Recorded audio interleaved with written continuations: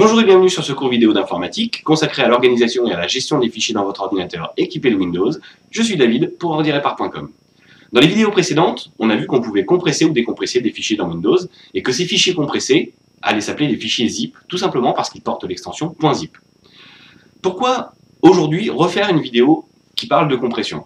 Eh bien tout simplement parce que malheureusement, le zip n'est pas le seul format de compression qui existe. Et que bien entendu, vous pouvez être amené, en téléchargeant des programmes, ou si quelqu'un vous envoie un mail avec une pièce jointe contenant un fichier compressé, à tomber sur d'autres extensions. Je pense par exemple à l'extension .rar. Cette extension est également un fichier compressé, mais malheureusement, Windows ne sait pas le traiter. Il ne sait pas décompresser ce type de fichier. Heureusement, il existe des solutions. Il existe des logiciels qu'on peut télécharger, qui sont d'un côté soit payants, soit gratuits, qui vont nous permettre justement de traiter et de manipuler ces fichiers rares, mais également d'autres fichiers, d'autres formats de compression. Et justement, la plupart de ces logiciels savent gérer une dizaine ou plus de formats de compression différents. Comme je vous l'ai dit, il existe des logiciels payants, donc les plus connus étant WinZip et WinRAR, mais il en existe d'autres. Nous n'allons pas nous intéresser à ces logiciels payants dans cette vidéo, on va parler plutôt de gratuits. On va essayer d'utiliser un logiciel donc, gratuit qui s'appelle Isarc. Il en existe bien entendu beaucoup d'autres. Personnellement, j'ai une petite préférence pour celui-ci, donc c'est pour cette raison que je vais vous le présenter et qu'on va voir ensemble comment le télécharger, l'installer et évidemment l'utiliser. Donc Isarc, c'est un logiciel gratuit comme je vous l'ai dit, et il y a une petite particularité, une petite chose à laquelle il faudra faire notamment attention, je vais vous le montrer durant la démonstration, c'est qu'au moment d'installer ce programme, comme bon nombre de logiciels gratuits, souvent le programme d'installation vous propose d'installer d'autres éléments, des barres d'outils par exemple, ou des petits logiciels tiers qui viennent avec. Ces programmes gratuits donc sont partenaires en général d'autres logiciels, et comme ce n'est pas ce que nous souhaitons faire, il va falloir être vigilant au moment d'installation et ne pas se contenter de faire suivant, comme beaucoup peuvent le faire et comme ça arrive très souvent, au risque de se retrouver avec des barres d'outils un peu partout dans le navigateur, avec des logiciels dont on n'a pas besoin et des choses qu'on n'a pas demandé, qui vont ralentir le fonctionnement de l'ordinateur, qui vont risquer de causer des problèmes. Donc tout simplement, il faudra être vigilant sur ce point. C'est ce qu'on va voir pendant l'installation de Isarc, tout de suite après un petit générique.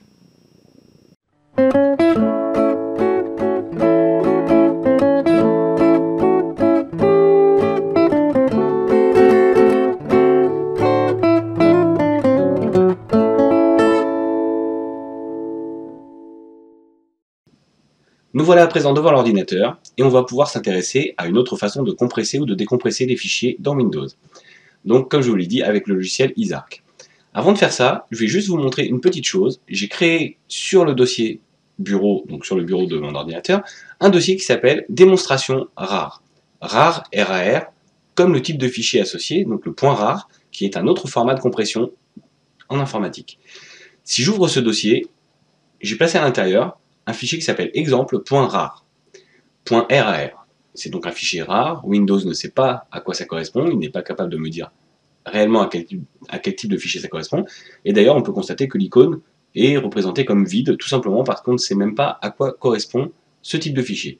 Si je double-clique dessus, on voit tout de suite que Windows ne sait pas quoi faire avec, et il me propose soit d'utiliser le service web pour trouver le programme approprié, ou de le sélectionner dans la liste des programmes qui sont déjà installés dans l'ordinateur.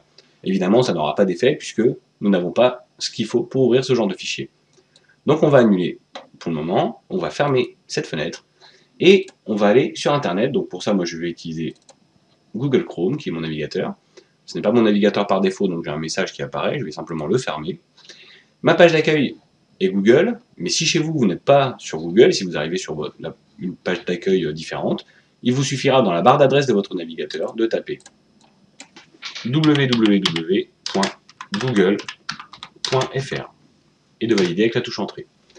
Vous devriez tomber donc sur la page d'accueil de Google. Pour télécharger Isarc, nous allons tout simplement chercher dans Google Isarc. Donc c'est I-Z-A-R-C. Isarc. Et je valide avec la touche entrée. Vous allez avoir plusieurs options.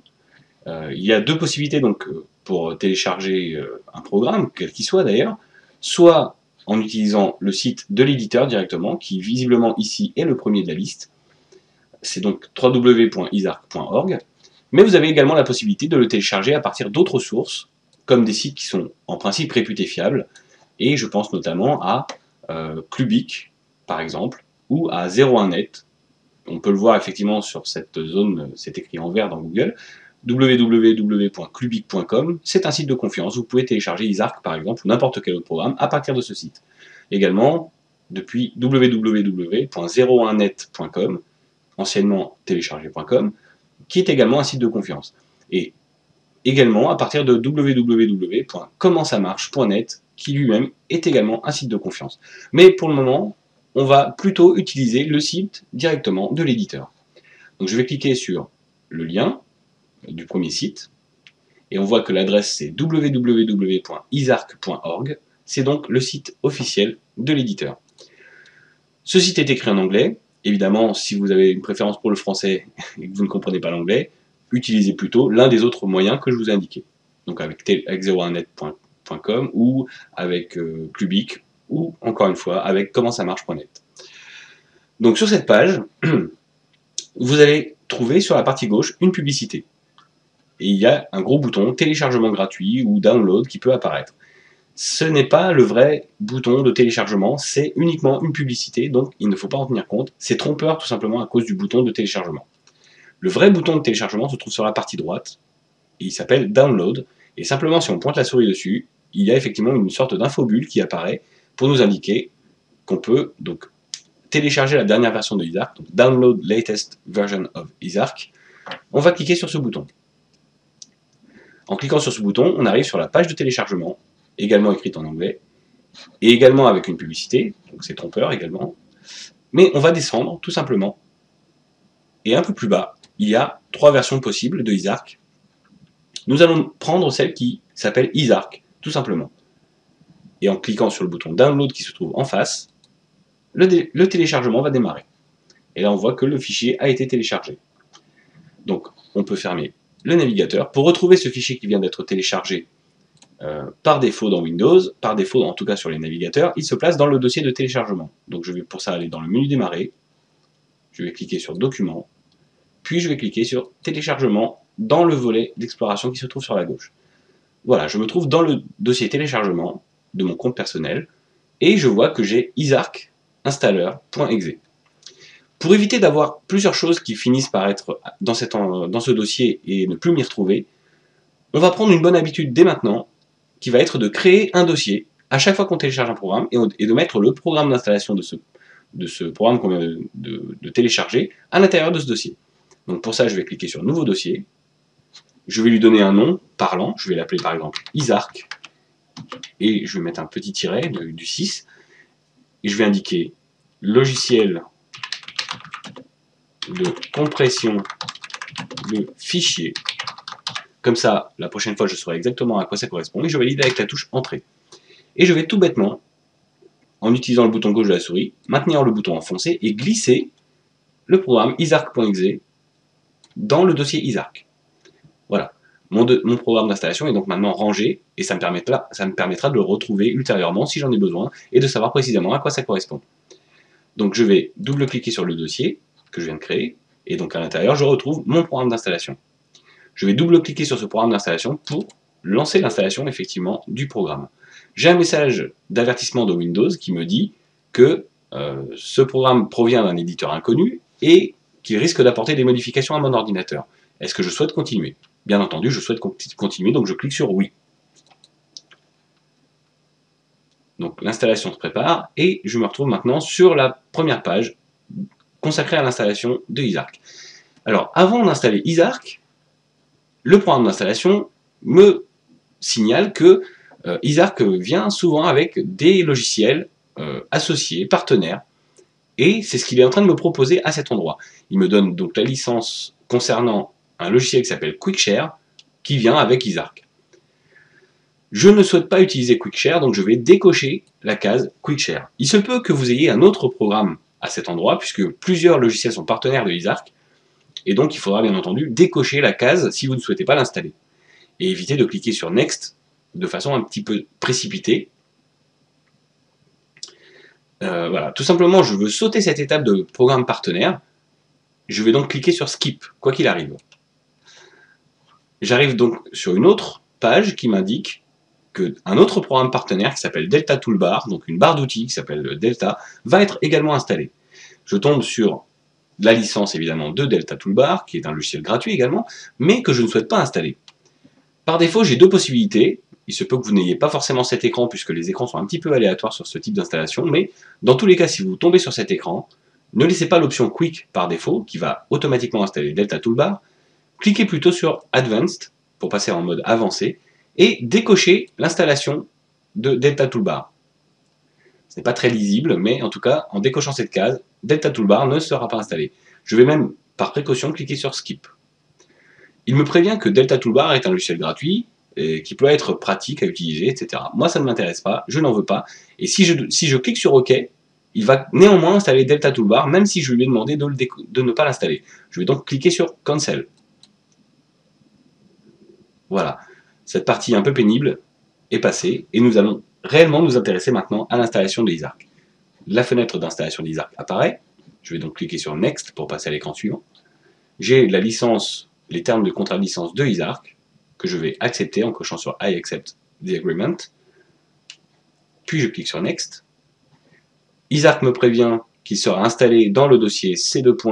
Program Files Isarc. C'est très bien, c'est le dossier par défaut. Je pourrais bien sûr le changer, ce dossier, en cliquant sur Browse, mais ça ne m'intéresse pas dans un premier temps. Je vais cliquer sur Next. Il me prévient que le programme sera créé dans le menu démarrer et portera le nom Isarc. C'est parfait, c'est le nom du programme, donc laissons-le par défaut. Je clique sur Next. Il me donne également la possibilité de créer des icônes sur le bureau et sur la barre de lancement rapide. Je n'en veux pas, je vais donc cliquer également sur Next.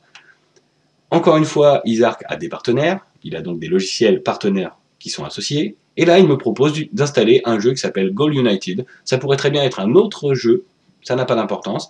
Je n'en veux pas, donc je vais cliquer sur Je n'accepte pas, et je clique sur Next. Enfin, j'arrive sur le tableau récapitulatif, et je vais cliquer sur Install.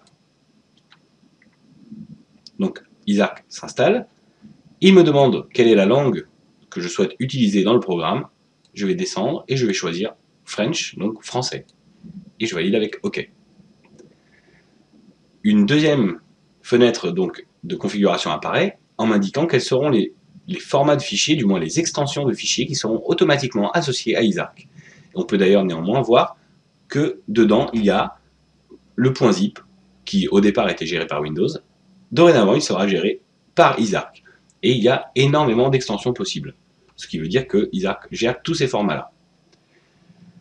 Dedans, on retrouve bien entendu le point rare qui va nous intéresser dans un premier temps. Mais comme vous pouvez le constater, il y a beaucoup de possibilités. On va laisser les options par défaut et on va cliquer sur OK. Et donc avant de finir complètement l'installation, Isarc m'ouvre une dernière fois le navigateur en m'indiquant que ce logiciel est gratuit et en m'incitant un petit peu plus bas à faire un don. Évidemment, ces logiciels gratuits restent gratuits, bien entendu, mais vous avez tout à fait le droit, et c'est très souvent apprécié par les programmeurs, de faire un don, de donner la somme de votre choix. Vous n'êtes pas obligé de le faire, mais si vous avez vraiment apprécié un logiciel, et si vous l'utilisez vraiment beaucoup, et qu'il vous rend de fiers services, ça peut être une bonne idée, effectivement, et encore une fois, ça sera apprécié par l'éditeur, par le créateur du logiciel. Donc on ne va pas le faire dans cette vidéo, mais sachez que vous pouvez le faire via PayPal, qui en plus est une solution de paiement sécurisée. On va fermer le navigateur, et on va pouvoir finir donc l'installation de Isarc. Donc je vais décocher la case qui me propose de voir quelles sont les nouveautés dans Isarc. Si j'avais été un utilisateur régulier d'Isarc, j'aurais pu être intéressé éventuellement par cette partie-là, mais partons du principe que c'est la première fois qu'on l'installe, donc ça ne m'intéresse pas. Je clique sur Finish pour terminer. Et voilà, Isarc est installé. Donc je peux fermer maintenant le dossier de téléchargement. Et pour nous en rendre compte, on va tout simplement entrer dans le dossier démonstration.rar. Démonstration rare. Donc je double-clique dessus.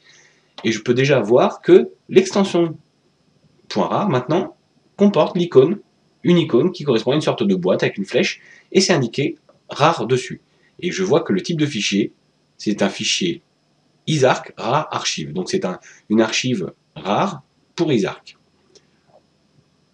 Donc, de la même façon qu'on a utilisé les .zip dans Windows, on a pris pour habitude de double-cliquer par exemple sur le fichier pour voir ce qu'il y avait à l'intérieur. Faisons l'essai pour voir ce que ça donne. Si je double-clique sur ce fichier, eh bien je vois que Isarc s'ouvre et que Isarc tout simplement reproduit une sorte d'explorateur, un peu comme l'explorateur de Windows, qui va me permettre de naviguer à l'intérieur de ce fichier compressé et de voir quels sont les fichiers présents à l'intérieur. Donc je vois déjà que j'ai deux dossiers, un qui s'appelle cache, un qui s'appelle lib, qu'à l'intérieur j'ai des fichiers .php, donc c'est un exemple de fichier de site internet, ça n'a pas d'importance pour l'instant, on ne s'intéressera pas réellement à ce à quoi correspondent ces fichiers-là, mais en tout cas on voit qu'on a des choses à l'intérieur. Donc comme l'explorateur, on a une barre d'outils qui va nous permettre de réaliser certaines opérations, le contenu de ce qu'on est en train d'explorer, et dans la partie basse, une sorte de récapitulatif de ce qu'on a dans le fichier. On voit bien que le type est rare, que c'est bien un fichier rare, qu'il y a 6 fichiers à l'intérieur, que en mode compressé, il occupe actuellement 5275 octets, donc 5 kilooctets à peu de choses près, et que si on le décompressait, il occuperait 10 286 octets, donc à peu près 10 kilooctets. Et le taux de compression, le ratio de compression, est de 49%. Ça peut être intéressant effectivement de voir ça, mais ce ne sont que des informations, ce n'est pas utile dans l'utilisation d'un fichier compressé, de voir précisément quel est le ratio, ça ne nous intéressera pas nécessairement. On pourra néanmoins, si on clique sur l'un des fichiers, voir individuellement les taux de compression de tel ou tel fichier. Donc si je clique sur download.php, je vois que son ratio de compression est de 12%. Cache.php est de 51%. Très bien, c'est une information, pourquoi pas. Pour maintenant extraire les informations présentes dans ce fichier rare, je vais cliquer sur le bouton extraire. En cliquant sur extraire, Isarc me demande à quel endroit je souhaite extraire les informations. Par défaut, il me propose de le placer au même endroit que le fichier rare, c'est-à-dire en ce moment dans mon dossier personnel, sur mon bureau. J'ai un dossier qui s'appelle démonstration rare, et Isarc me propose de créer automatiquement un dossier qui s'appellera exemple, et de placer tous les éléments décompressés à l'intérieur. Je peux soit accepter, soit bien entendu cliquer sur le petit bouton qui se trouve à droite de cette barre d'adresse, entre guillemets, et choisir une autre destination. Par exemple, plus bas, je peux aller dans ordinateur, dans le disque local C, dans peu importe quel dossier, ça n'a pas d'importance, je peux le faire moi-même. Mais laissons l'option par défaut, j'ai donc cliqué sur annuler, je laisse ce dossier par défaut, et je clique sur extraire. Voyons ce qui se passe. Donc a priori, il a extrait les informations, mais on n'a pas plus d'indications que ça. Je vais refermer Isarc dans un premier temps, et je reviens donc dans mon dossier démonstration rare. Et je vois que maintenant, en plus du fichier .rare, j'ai un dossier qui s'appelle exemple, simplement parce que c'est le nom du fichier, qui est automatiquement utilisé pour créer le dossier. Et si j'ouvre ce dossier exemple, je vois qu'à l'intérieur, j'ai bien tous les fichiers qui étaient présents dans le fichier rare. Donc les différents fichiers PHP qui se trouvaient, le dossier cache qui contient a priori pas grand chose, mais il aurait très bien pu contenir des choses, le dossier lib qui contient d'autres informations. Très bien, on a vu une première façon de décompresser un fichier rare. Mais cette décompression ne s'applique pas qu'aux fichiers rares, bien entendu. On peut décompresser n'importe quel type de fichier avec ça. Je vais remonter d'un cran, et on va voir une autre façon de décompresser un fichier compressé donc avec Isarc. Je vais supprimer pour l'exemple le dossier qui vient d'être créé, donc je clique avec le bouton droit dessus, et je choisis supprimer dans le menu contextuel. Je vais le placer à la corbeille, je dis oui. Recommençons maintenant une autre manipulation pour voir comment on peut décompresser ce fichier. Eh bien, au lieu de double-cliquer sur le fichier et d'utiliser l'interface du logiciel Isarc, nous allons tout simplement cliquer avec le bouton droit sur ce fichier, et dans le menu contextuel, on peut constater qu'il y a une option Isarc qui est apparue. Et dans cette option Isarc, j'ai plusieurs choix possibles de ce que je peux faire avec ce fichier. Je peux soit extraire vers un dossier de mon choix, donc si je clique sur extraire vers, j'obtiens le même écran que tout à l'heure, où je vais pouvoir choisir la destination de l'extraction de ces fichiers. On va cliquer sur annuler, ça ne nous intéresse pas dans un premier temps, puisqu'on l'a déjà fait. On va cliquer avec le bouton droit, on va également aller sur Isarc, et on voit qu'il y a deux autres possibilités, soit extraire ici, soit extraire vers .exemple. Je vais commencer par extraire vers .exemple. Point anti-slash exemple signifie tout simplement le dossier en cours. À l'intérieur de ce dossier, on va créer un dossier exemple, à l'intérieur duquel on va placer les fichiers extraits. Si je clique sur cette option, on ne me demande rien de plus, le dossier est créé, et à l'intérieur de ce dossier, je retrouve bien ce qu'il y a à l'intérieur de l'archive, c'est-à-dire les dossiers cache, lib, et les fichiers présents également dans le fichier rare. Remontons à nouveau d'un cran, je vais à nouveau supprimer ce dossier, en cliquant avec le bouton droit, puis supprimer, je valide. Voyons maintenant ce qui se passe si je clique sur, donc dans le menu contextuel, dans Isarc, si je clique sur extraire ici. Eh bien, extraire ici ne va pas me créer un dossier exemple, et va extraire directement à l'endroit où je me trouve les fichiers présents, donc les fichiers et dossiers présents dans l'archive. Si je le fais, je clique sur extraire ici, et je vois que tous les fichiers qui se trouvaient dans le point rare ont maintenant été créés directement à l'endroit où je me trouve. ça peut effectivement être problématique, puisque s'il y a plusieurs fichiers, je vais me retrouver un petit peu en pagaille, et effectivement mon fichier rare se retrouvera perdu au milieu de tous les fichiers présents qui ont été extraits en fait. Très bien, bah, si je souhaitais maintenant supprimer tous ces fichiers, puisque je me suis trompé, je ne voulais pas extraire ça là-dedans, mais je veux garder quand même mon fichier original, je peux par exemple faire une sélection ghost de l'ensemble, ou utiliser n'importe quel mode de sélection. Je vois que mon fichier rare est présent, et on va voir une autre façon de sélectionner ou de désélectionner les choses. On a vu qu'on pouvait sélectionner ou désélectionner en utilisant la touche CTRL du clavier.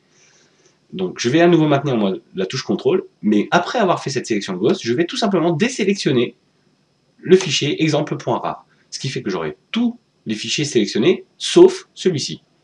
Je vais maintenant cliquer avec le bouton droit sur n'importe lequel des fichiers sélectionnés, et dans le menu contextuel, je vais choisir supprimer. Ce qui va avoir pour effet de me supprimer tous les fichiers, sauf, bien entendu, exemple.rar. Très bien. Voyons maintenant comment on peut compresser quelque chose avec Isarc.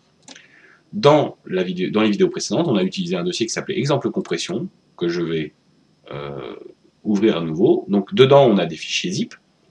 Et vous constaterez, donc si j'élargis la colonne en maintenant le bouton gauche de la souris enfoncé pour voir les noms correctement, vous constaterez que les fichiers zip ont également pris l'icône de Isarc. Si je double-clique par exemple sur l'une de ces informations, sur l'un de ces fichiers compressés, je vois qu'à l'intérieur j'ai des choses, effectivement je peux les consulter, je peux voir. Je peux également ouvrir directement un fichier à partir de Isarc, hein, je ne l'ai pas dit directement avant, mais je peux par exemple, si j'ai un fichier desert.bmp, double-cliquer dessus et consulter mon fichier, mon image directement.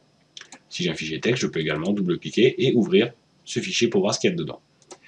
Donc très bien, ça c'est la partie décompression, on en a déjà parlé. Revenons sur la compression, donc j'ai ces fichiers-là, et admettons que je souhaite maintenant compresser ce dossier, exemple compression, donc je vais fermer cette fenêtre, je souhaite compresser tout ce dossier avec tout ce qu'il y a dedans. Je pourrais bien entendu passer par l'interface d'Isarc, mais la méthode la plus simple, ça serait de cliquer avec le bouton droit, d'aller dans le menu Isarc, et puisque ce n'est pas un fichier compressé, j'ai beaucoup moins d'options, mais parmi les options qui me sont proposées, je vais pouvoir ajouter par exemple un fichier d'archive. Si je clique sur cette option-là, je vais devoir choisir moi-même le fichier d'archive, choisir le nom du fichier. Par défaut, le nom qui m'est proposé, c'est bien entendu le nom du dossier, donc exemple compression.zip. Par défaut, Isarc propose du .zip, mais je peux changer le type de compression en utilisant ce menu déroulant. Et vous voyez qu'il y a d'autres options possibles, donc il y a du .zip, il y a du .tar, il y a du .jar, il y a du .7zip, du .bga par exemple, .bza pardon, du tar bz2, enfin voilà, il y en a quelques-uns. Je vais laisser pour l'instant .zip. L'action que je vais effectuer, c'est d'ajouter les fichiers de ce dossier à ce fichier zip, et je vais appliquer une compression maximale. On pourrait avoir plusieurs modes de compression, plusieurs façon de le faire, et la méthode de compression que je vais utiliser, ça sera deflate par défaut. On va laisser les options par défaut, c'est très bien. Il y a une partie qui concerne le cryptage, on en parlera tout de suite après. Donc je vais commencer par cliquer sur le bouton ajouter. Et en cliquant sur ajouter, Isarc m'a automatiquement créé un fichier exemple compression.zip que je peux bien entendu ouvrir, je peux consulter son contenu, j'ai bien entendu toute l'arborescence et tout le contenu des dossiers, des fichiers qui sont présents à l'intérieur, que je peux également ouvrir si je souhaite. Je peux refermer Isarc. Et je pourrais dorénavant envoyer ce fichier à quelqu'un, par exemple, par email. Et, bien entendu, si je reçois un fichier zip, pour le décompresser, c'est exactement comme pour le .rar. Je clique avec le bouton droit, je vais dans Isarc, et je choisis l'emplacement de décompression, donc soit avec un dossier que je vais choisir moi-même, soit en faisant extraire ici, ce qui aura pour effet d'extraire, en l'occurrence sur le bureau, ou dans le dossier dans lequel je me trouverai, ou de créer un dossier exemple compression, puis de placer les documents extraits à l'intérieur. Très bien. On va utiliser ce fichier zip pour faire une autre manipulation qui peut être pratique également. Je vais maintenant cliquer donc dessus avec le bouton droit, je vais y retourner dans le menu Isarc. Voyons ce que j'ai comme autre possibilité. Bien, dans les autres possibilités, j'ai envoyé par email, exemple compression.zip. On peut le faire directement à partir d'ici, mais on peut évidemment le faire à partir de la méthode classique d'envoi d'email, comme vous avez l'habitude de le faire. C'est simplement un moyen de le faire plus vite. Je peux convertir l'archive, ce qui aura pour effet de me transformer ce fichier zip en un autre format, l'un de ceux qu'on a vus. Et je peux par exemple créer un fichier auto-extractible. Là c'est intéressant, je vais créer un .exe. donc un programme, un exécutable. Qu'est-ce que ça veut dire exactement? Si je crée un fichier auto-extractible, eh bien tout simplement si j'envoie ce fichier auto-extractible à quelqu'un, il pourra, sans avoir besoin d'installer Isarc ou un autre programme, extraire les informations qui se trouvent à l'intérieur. Voyons ce que ça donne. Si je clique sur créer un fichier auto-extractible, automatiquement on m'ouvre une fenêtre qui va me proposer de choisir des options. Donc par exemple le dossier d'extraction par défaut. Si je ne mets rien, ce sera de toute façon à l'utilisateur final de choisir à quel endroit il souhaite extraire les données. Le titre, ce sera Self-Extracting Archive par défaut, je pourrais lui donner le titre de mon choix. Je peux également indiquer un message qui va informer la personne qui va tenter de décompresser ce fichier de ce qui va se passer. Je vais laisser en fait les informations par défaut et je ne vais pas m'en soucier pour le moment, tout va rester comme ça. Je vais cliquer sur OK. Voilà, on m'informe que le fichier exemplecompression.exe a été créé à partir de exemplecompression.zip. Et avant de distribuer ce fichier, on me conseille de le tester. Ce fichier se trouve actuellement donc sur le bureau, exemplecompression.exe. Bien, je vais le tester maintenant. On me propose de le tester maintenant, c'est ce que je vais faire. Je clique sur oui. Et en cliquant sur oui, je vais voir exactement ce que verra la personne qui tentera d'extraire ce fichier auto-extractible. Je vais avoir par défaut le dossier dans lequel ça va s'extraire. Et là, c'est un peu problématique parce que par défaut, ça se met dans C2. Windows System 32. Je vous l'ai dit dans les précédentes vidéos, le dossier Windows est un dossier très sensible et il vaut mieux éviter de faire n'importe quoi et d'y mettre n'importe quoi, sous peine de faire des bêtises et de ne plus pouvoir utiliser l'ordinateur correctement. Donc je vais immédiatement cliquer sur Browse, qui va me permettre de changer l'emplacement où je souhaite extraire les données. Je vais cliquer sur Bureau, puis je vais cliquer sur Créer un nouveau dossier. Et dans ce nouveau dossier, je vais le nommer Test auto-extractible. Je valide avec la touche Entrée. Et on peut voir en même temps que j'ai tapé les informations que le dossier Test auto-extractible s'est créé. Voilà, c'est ce dossier-là qui est validé. Je vais même cliquer dessus pour être sûr que c'est bien lui qui est sélectionné. Et je valide avec la touche OK. Maintenant, je peux, une fois que j'ai défini où je souhaitais extraire les informations, je peux cliquer sur Extract. Extract m'a donc extrait les fichiers. Il me prévient que tout a été fait correctement et je peux cliquer sur OK. Allons voir maintenant dans le test auto-extractible, dans le dossier test auto-extractible, ce qui s'est passé. Donc j'ai à l'intérieur de ce dossier un dossier exemple compression, à l'intérieur duquel je retrouve tous mes documents, images, textes, peu importe. Et j'avais même des fichiers zip, donc des fichiers déjà compressés, à l'intérieur de ce fichier compressé. Ce qui veut dire également qu'on peut mettre un fichier compressé à l'intérieur d'un autre fichier compressé, qui lui-même serait contenu dans un autre fichier compressé.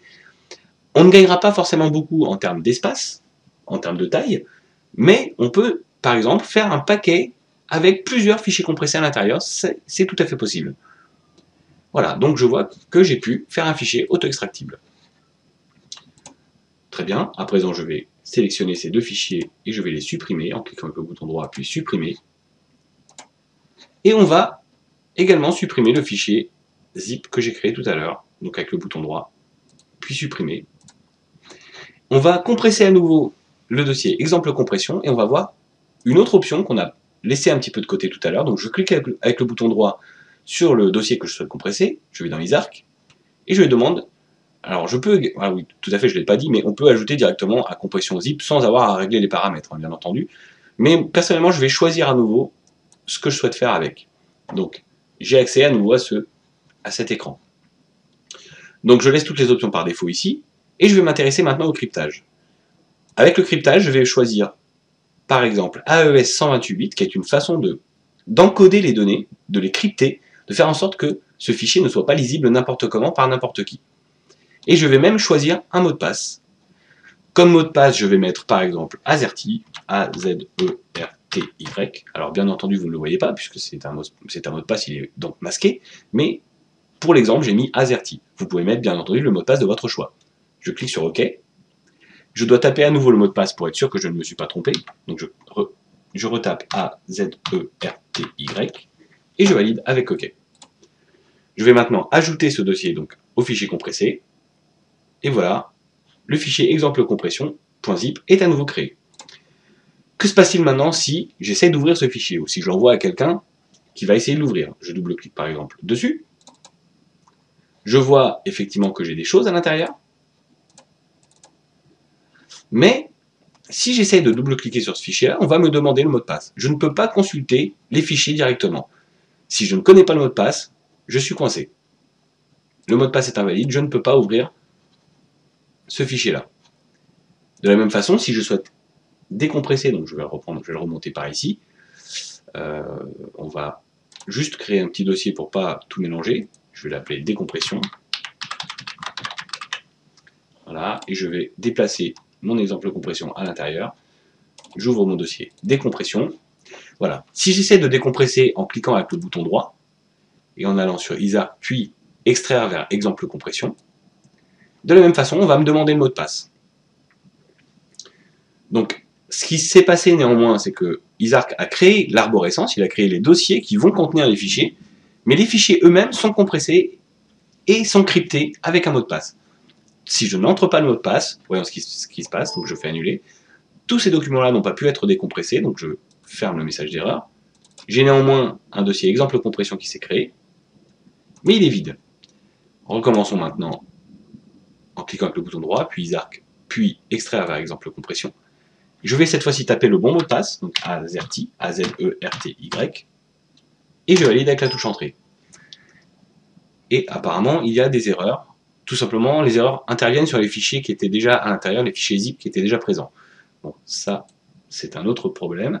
Mais néanmoins, j'ai mon dossier exemple compression qui contient un dossier image, un dossier BMP, et je retrouve mes images à l'intérieur. Alors, ce qui s'est produit avec l'erreur, c'est que les fichiers zip qui étaient contenus à l'intérieur de ce dossier compressé n'ont pas été codés correctement puisqu'ils ont été détruits en partie avec le mot de passe. Donc ça nous montre néanmoins qu'il y a un petit problème et c'est peut-être un bug dans Isarc. Donc là, c'est la première fois que je rencontre ce bug personnellement, mais c'est intéressant et c'est instructif en tout cas de le voir. Donc si vous avez la possibilité, bien sûr, évitez de mettre un mot de passe sur un dossier qui contient des fichiers zip. Visiblement, ça ne fonctionne pas correctement. Mais en tout cas, pour tout le reste, ça fonctionne et il n'y a pas de problème. On va donc pouvoir fermer ce dossier et on va revenir au monde réel pour une petite conclusion.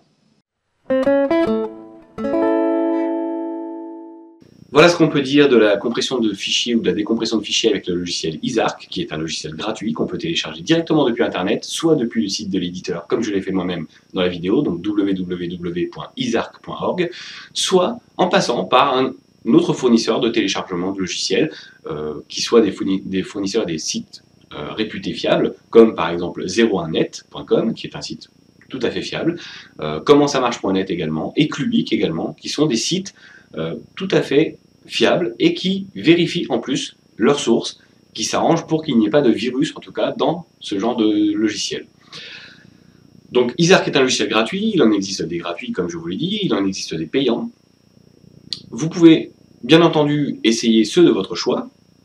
Si vous faites un tour sur l'un des sites dont j'ai parlé, donc Clubic, 01net ou Comment ça marche, il y a toute une logitech qui vous permettra de faire votre choix parmi des logiciels gratuits ou d'autres logiciels payants.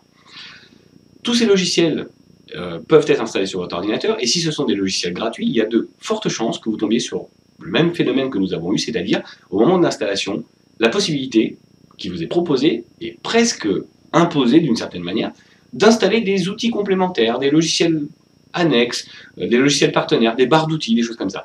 Soyez donc très vigilants au moment de l'installation, et ne cliquez pas sur Next ou sur Suivant trop vite. Prenez quand même le temps de lire ce qui vous est proposé, de voir quelles sont les options qui vous permettraient de ne pas installer éventuellement ces barres d'outils, ces outils annexes, qui pourraient surcharger votre ordinateur et dont vous ne souhaiteriez pas faire l'usage. Donc prenez quand même le temps de lire ce qui est écrit à l'écran. N'hésitez pas à décocher des cases pour désactiver certaines de ces fonctionnalités. Des logiciels de compression comme Isarc, il en existe effectivement plein, et ils sont de toute façon plus intéressants que les options proposées par défaut dans Windows. Effectivement, Windows vous propose de compresser ou de décompresser des fichiers uniquement au format zip, et sans avoir de possibilité supplémentaire que de la simple compression de ces fichiers-là. Dans Isarc, on a vu qu'on pouvait par exemple décompresser un fichier .rar, qui est un autre format. On a vu également à l'installation qu'il y avait énormément d'extensions possibles, énormément de formats reconnus par Isarc. On a vu qu'on pouvait compresser dans autre chose que du zip, on ne l'a pas fait dans la démonstration, mais vous avez vu dans le menu déroulant qu'il était possible d'avoir d'autres formats de compression. Et on a vu quelque chose d'intéressant également, c'est qu'on peut protéger les fichiers zip à l'aide d'un mot de passe, on peut les crypter, donc les chiffrer, protéger les données, donc les encoder d'une certaine façon, pour qu'elles ne soient pas lisibles par n'importe qui, et que seule la personne qui a le mot de passe puisse décompresser le fichier. Ce sont des options qu'on n'a pas dans Windows, évidemment. Donc voilà ce qu'on peut dire, globalement, de Isarc. C'était David pour ordirepar.com, et j'espère vous revoir pour de prochaines vidéos.